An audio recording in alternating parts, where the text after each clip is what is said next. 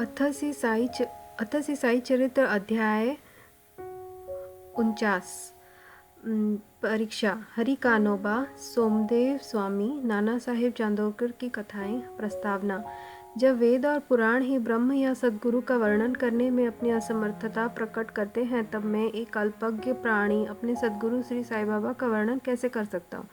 मेरा स्वयं का तो यह मत है कि इस विषय में मौन धारण करना ही अति उत्तम है।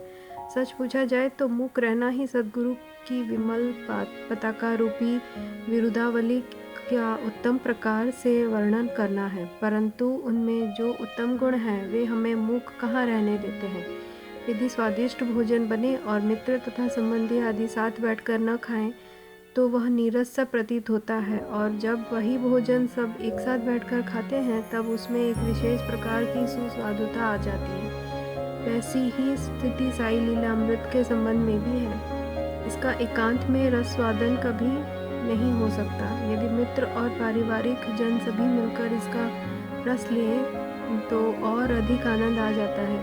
श्री साई बाबा स्वयं ही अंतः प्रेरणा कर अपनी इच्छानुसार ही इन कथाओं को मुझसे वर्णित करा रहे हैं। इसलिए हमारा तो केवल इतना ही कर्तव्य है कि अनन्य भाव से उनके शरणागत होकर उनका ही ध्यान करें। तप, साधन, तीर्थ यात्रा, व्रत एवं यज्ञ और दान से हरिभक्त श्रेष्ठ और सद्गुरु का ध्यान इन सब में परम श्रेष्ठ है।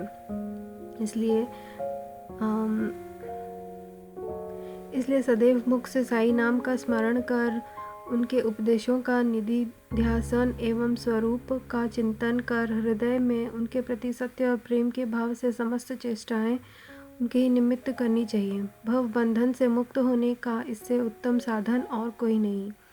यदि उपर्युक्त विधि से कर्म करते जाएं तो साई को विवश होकर हमारी सहायता कर हमें मुक्ति प्रदान करनी ही पड़ेगी। अब इस अध्याय की कथा श्रवण करें।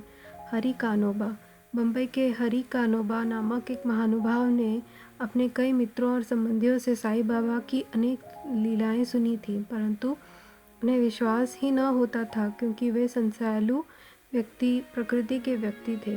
अविश्वास उनके हृदय पटल पर अपना आसन जमाए हुए था। वे स्वयं बाबा की परीक्षा करने का निश्चय करके अपने कुछ मित्रों सहित बम्बई से शिरडी आए। उन्होंने सिर पर एक जरी की पगड़ी और पैरों में नए सैंडल पहन रखे थे। उन्होंने बाबा को दूर से ही देखकर उनके पास जाकर उन्हें प्रणाम तो करना चाहा, परंतु उनके नए सैंडल इस कार्य में बाधक बन गए। उनकी समझ में नहीं आ रहा था कि अब क्या किया जाए। तब उन्होंने अपने सैंडल मंडप के एक सुरक्षित कोने में रखे और मस्जिद में जाकर बाबा के दर्शन किए। उनका ध्यान सैंडलों पर ही लगा रहा। उन्होंने बड़ी नम्रता पूर्वक बाबा को प्रणाम किया और उनसे प्रसाद और रुद्धि प्राप्त कर लौट आए। पर जब उन्होंने कोने में दृष्टि डाली तो देखा कि सैंडल तो अंतर्ध्यान हो चुके हैं। पर्याप्त छानबीन भी व्यर्थ हुई और अंत में निराश होकर वे अपने स्थान पर वापस आ गए। स्नान, पूजन और नैवेद्य आदि अर्पित करके वे भोजन करने को तो बैठे, परंतु वे पूरे समय तक उन सैंडलों के चिंतन में ही निमग्न रहे। भोजन कर मुँह हाथ धोकर जब वे बाहर आए तो उन्होंने एक मराठा बालक को अपनी ओर आते देखा, जिसके हाथ धोने के लिए बाहर आने वाले लोगों से कहा कि बाबा ने मुझे यह झंडा हाथ में देकर रास्ते में घूम घूम कर हरि का बेटा जरी का फेंटा की पुकार लगाने को कहा है, और जो कोई कहे कि सैंडल हमारे हैं उसे पहले यह पूछना कि क्या उसका नाम हरि और उसके पिता का अर्थात कानोबा है। साथ ही यह भी देखना कि वह जरीदार साफा बांधे हुए है या नहीं, तब इन्हें उसे दे देना। बालक का कथन सुनकर हरि कानोबा को बेहद आनंद व आश्चर्य हुआ। उन्होंने आगे बढ़कर बालक से कहा कि ये हमारे ही सैंडल हैं। मेरा ही नाम हरि और मैं ही कानोबा का पुत्र हूँ। यह मेरा जरी का साफा देखा।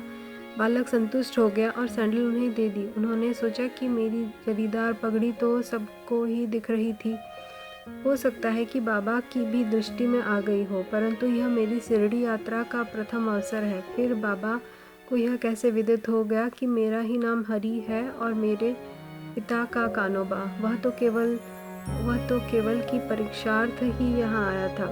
उसे यह घटना से बाबा की महानता विदित हो गई। उसकी इच्छा पूर्ण हो गई और वह सहर्ष घर लौट गया। सोमदेव स्वामी। अब एक दूसरे संशयालु व्यक्ति की कथा सुनिए। जो बाबा की परीक्षा करने आया था। काका साहेब दीक्षित के भ्राता श्री भाईजी नागपुर में रहते थे। जब वे सन 1906 में हिमालय गए थे तब उनका गंगोत्री घाटी के नीचे हरिद्वार के समीप उत्तरकाशी में एक सोमदेव स्वामी से परिचय हो गया। दोनों ने एक दूसरे के पते लिख लिए। 5 वर्ष पश्चात सोमदेव स्वामी नागपुर में आए और भाईजी के यहाँ ठहरे।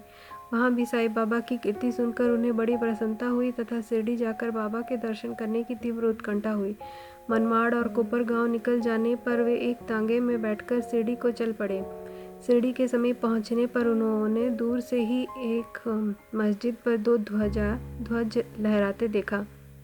सामान्यतः देखने में आता है कि भिन्न भिन्न संतों का बर्ताव, रहन सहन और बाह्य सामग्रियां प्रायः भिन्न प्रकार की ही रहा करती हैं, परंतु केवल इन वस्तुओं से ही संतों की योग्यता का आकलन कर लेना बड़ी भूल है। सोमदेव स्वामी कुछ भिन्न प्रकृति के थे। उन्होंने जैसे ही ध्वजों को लहराते देखा तो वे सोचने लगे कि बाबा संत होकर इन ध्वजों में इतनी दिलचस्पी क्यों रखते हैं। क्या इससे उनका संतपन प्रकट होता है? ऐसा प्रतीत होता है कि यह संत अपनी कीर्ति का इच्छुक है। अतएव उन्होंने शिरडी जाने का विचार त्याग कर अपने सहयात्रियों से कहा कि मैं तो वापस लौटना चाहता हूँ। तब वे लोग कहने लगे कि फिर व्यर्थ ही इतनी दूर क्यों आए? अभी केवल ध्वजों को देखकर तुम इतने उद्विग्न हो उठे हो, तो जब शिरडी में रथ, पालकी, घोड़ा और अन्य सामग्रियां देखोगे तब तुम्हारी क्या दशा होगी। स्वामी को अब और भी अधिक घबराहट होने लगी और उसने कहा कि मैंने उनके साधु संतों के दर्शन किए हैं, परंतु यह संत कोई विरला ही है जो इस प्रकार ऐश्वर्य की वस्तुएं संग्रह कर रहा है। ऐसे साधु के दर्शन न करना ही उत्तम है। ऐसा कहकर वे वापस लौटने लगे। तीर्थयात्रियों ने प्रतिरोध करते हुए उन्हें आगे बढ़ने की सलाह दी और समझाया कि तुम यह संकुचित मनोवृत्ति छोड़ दो। मस्जिद में जो साधु हैं वे इन ध्वजाओं और अन्य सामग्रियों या अपनी कीर्ति का स्वप्न में भी सोच विचार नहीं करते। ये सब तो उनके भक्तगण प्रेम और भक्ति के कारण ही उनको भेंट किया करते हैं। अंत में वे शिरडी जाकर बाबा के दर्शन करने को तैयार हो गए। मस्जिद के मंडप में पहुंचकर तो वे द्रवित हो गए। उनकी आंखों से अश्रुधारा बहने लगी और कंठ रुंध गया। अब उनके सब दूषित विचार हवा हो गए और उन्हें अपने गुरु के शब्दों की स्मृति हो आई कि मन जहाँ अति प्रसन्न और आकर्षित हो जाए उसी स्थान को ही अपना विश्राम धाम समझना। वे बाबा की चरण रज में लौटना चाहते थे, परंतु जब वे समीप गए तो बाबा एकदम क्रोधित होकर जोर जोर चिल्लाकर कहने लगे कि हमारा सामान हमारे ही साथ रहने दो, तुम अपने घर वापस लौट जाओ। सावधान, यदि फिर कभी मस्जिद की सीढ़ी चढ़े तो ऐसे संत के दर्शन ही क्यों करना चाहिए जो मस्जिद पर ध्वजाएं लगा कर रखे? क्या ये संतपन के लक्षण हैं? एक क्षण भी यहाँ ना रुको। अब उसे अनुभव हो गया कि बाबा ने अपने हृदय की बात जान ली है और वे कितने सर्वज्ञ हैं। उसे अपनी योग्यता पर हंसी आने लगी तथा उसे पता चल गया कि बाबा कितने निर्विकार और पवित्र हैं। उसने देखा कि वे किसी को हृदय से लगाते और किसी को हृदय से स्पर्श करते हैं तथा किसी को सांत्वना देकर प्रेम दृष्टि से निहारते हैं। किसी को उदी प्रसाद देकर सभी प्रकार के भक्तों को सुख और संतोष पहुंचा रहे हैं। तो फिर मेरे साथ ऐसा रुक्ष बर्ताव क्यों?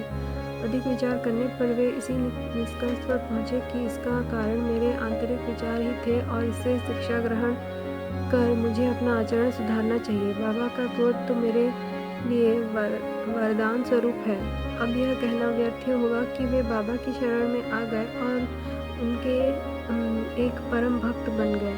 नाना साहेब चांदोरकर। और अंत में नाना साहेब चांदोरकर की कथा लिखकर हेमाड पंत ने यह अध्याय समाप्त किया है। एक समय जब नाना साहेब महालस्पति और अन्य लोगों के साथ मस्जिद में बैठे हुए थे तो बीजापुर से एक संभ्रांत यवन परिवार श्री साईं बाबा के दर्शनार्थ आया। कुलवंतियों की लाज रक्षण भावना देखकर नाना साहेब वहां से निकल जाना चाहते थे, परंतु बाबा ने उन्हें रोक लिया। स्त्रियां आगे बढ़ी और उन्होंने बाबा के दर्शन किए। उनमें से एक महिला ने अपने मुंह पर से घूंघट हटाकर बाबा के चरणों में प्रणाम कर फिर घूंघट डाल दिया। नाना साहेब उसके सौंदर्य से आकर्षित हो गए और एक बार पुनः वह छटा देखने को लालयित हो उठे। नाना के मन की व्यथा जानकर उन लोगों के चले जाने के पश्चात बाबा उनसे कहने लगे कि नाना, क्यों व्यर्थ में मोहित हो रहे हो?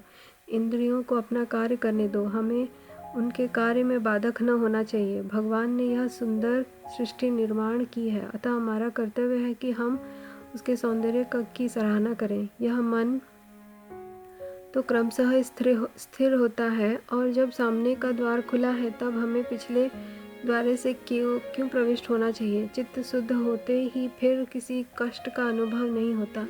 यदि हमारे मन में कुविचार नहीं है तो हमें किसी से भयभीत होने की आवश्यकता नहीं। नेत्रों को अपना कार्य करने दो, इसके लिए तुम्हें लज्जित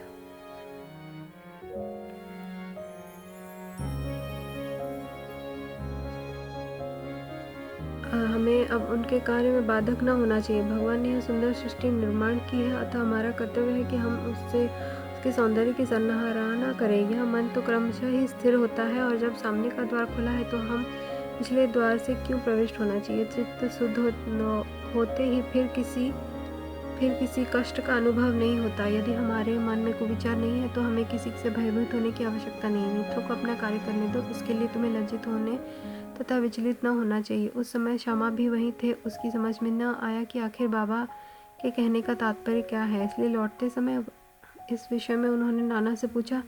उस परम सुंदरी के सौंदर्य को देखकर जिस प्रकार वे मोहित हुए तथा इस व्यथा जानकर बाबा ने इस विषय पर जो उपदेश उन्हें दिए, उन्होंने उसका संपूर्ण वृत्तांत उनसे कहकर श्यामा को इस प्रकार समझाया। हमारा मन स्वभावतः ही चंचल है, पर हमें उसमें लंपट न होने देना चाहिए। इंद्रियां चाहे भले ही चंचल हो जाएं, परंतु हमें अपने मन पर पूर्ण नियंत्रण रखकर उसे अशांत न होने देना चाहिए।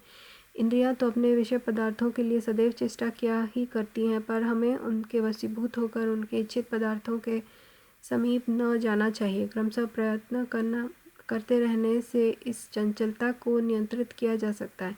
यद्यपि उन पर पूर्ण नियंत्रण संभव नहीं है, तो भी हमें उनके वशीभूत न होना चाहिए। प्रसंगानुसार हमें उनका वास्तविक रूप से उचित गति अवरोध करना चाहिए। सौंदर्य तो आँखें सेकने का विषय है, इसलिए हमें निडर होकर सुंदर पदार्थों की ओर देखना चाहिए। यदि हमें किसी प्रकार के कुविचार न आए तो इसमें लज्जा और भय की आवश्यकता ही क्या है।